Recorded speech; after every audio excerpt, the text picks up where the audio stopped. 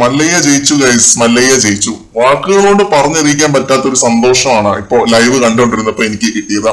ഈ പഞ്ഞിക്കിടുക എന്ന് കേട്ടിട്ടുണ്ടോ നിങ്ങൾ? പഞ്ഞിക്കിട്ട് പൊളിച്ചെടുക്കുക, ആ ഒരു പരിപാടിയാണ് ഇന്ന് നമ്മുടെ ടണൽ ടീം ഈ ഒരു ചാലഞ്ച് ടാസ്കിൽ പവർ ടീമിനെതിരെ കാഴ്ചവെച്ചത്.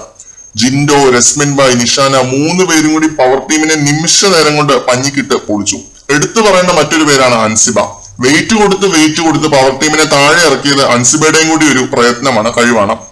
റോക്കി ബായിനെ കുറിച്ച് പിന്നെ പറയേണ്ട കാര്യമില്ല, അവിടെ തന്നെ പിടിച്ചിരുന്നു ജിൻഡോയും ടീമും ജയിക്കാൻ വേണ്ടി മാത്രം.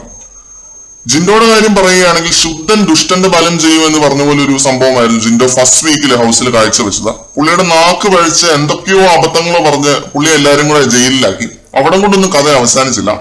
ചാരമാണെന്ന് കരുതി ചെയ്യാൻ നിൽക്കരുത്, കണല് കെട്ടിട്ടില്ലെങ്കിൽ പൊള്ളും എന്ന് പറഞ്ഞ പോലെ ജിൻഡോയുടെ ഒരു മാസീവ് കംബാക്ക് അതായിരുന്നു ഈ ഒരു ആഴ്ച.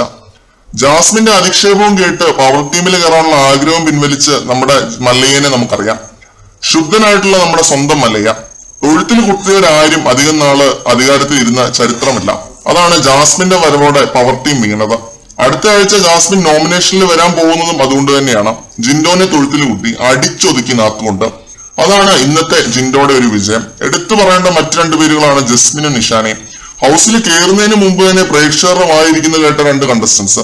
സാധാരണക്കാരല്ല എന്ന് പറഞ്ഞ് പുച്ഛിച്ചവരുടെ മുന്നിൽ ഞങ്ങളല്ലാതെ പിന്നെ വേറെ ആരാടാ സാധാരണക്കാര് എന്ന് പറഞ്ഞ് നെഞ്ചും വിരിച്ച് ജയിച്ചു കയറിയ 2 പോളി കണ്ടസ്റ്റൻസ്.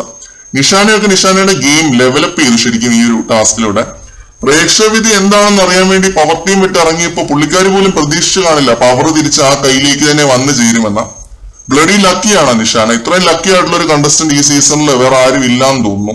പിന്നെ രസ്മിന്റെ കാര്യം പറയാനാണെങ്കിൽ ഈ ഒരു ടീമിന്റെ ഒരു പില്ലറായിരുന്നു രസ്മിന്. രസ്മിൻ ഇല്ലെങ്കിൽ പവർ ടീം ഇല്ല. അത് രതീഷ് ഉള്ളപ്പോ തൊട്ടേ അങ്ങനെ തന്നെയാണ്. Strong and bold contestant.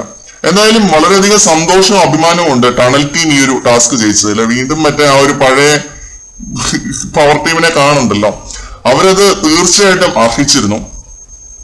അതവർക്ക് കിട്ടി. മറ്റൊരു അപ്ഡേറ്റുമായിട്ട് വീണ്ടും കാണാം.